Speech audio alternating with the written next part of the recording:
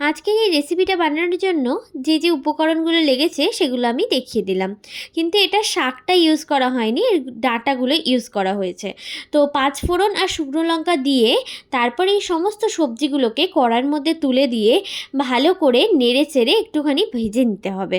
তারপরে ভাজা মতো হয়ে গেলে একটু ঢাকা দিয়ে দিয়ে এটা ভাজতে হবে, কারণ অনেক সবজি তো। এর মাঝখানে আমরা চিংড়ি মাছগুলোকে ভেজে নিয়ে তুলে নেব। তো তোলা হয়ে গেলে তারপর এর মধ্যে পেঁয়াজ আর যে শাকটা সেটা অ্যাড করে নেব। প্রথমে কিন্তু আমরা ডাঁটাগুলো ভেজে নিয়েছিলাম, পরে কিন্তু আমরা শাকগুলো অ্যাড করেছিলাম, মানে শাকের পাতাগুলো। তো তারপরে এই শাকগুলো দিয়ে একটুখানি সামান্য নেড়ে চেড়ে নুন দিয়ে ঢাকা দিয়ে রেখে দেবো জলটা ছাড়ার জন্য। তারপর জলটা ছেড়ে গেলে তার মধ্যে হলুদ গুঁড়ো, লঙ্কা গুঁড়ো, ধনে গুঁড়ো, জিরে গুঁড়ো আর নুন আর সামান্য মতো মানে স্বাদ মতো চিনি দিয়ে ভালো করে নেড়ে চেড়ে নিয়ে দেখবে কালারটা কত সুন্দর তারপরেই এসে যাবে। এটা এবার অনেকক্ষণ ধরে কষতে হবে।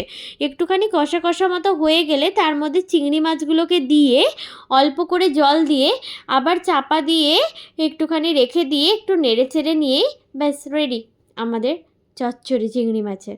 আমার কিন্তু এই চচ্চড়িটা খেতে খুবই ভালো লাগে।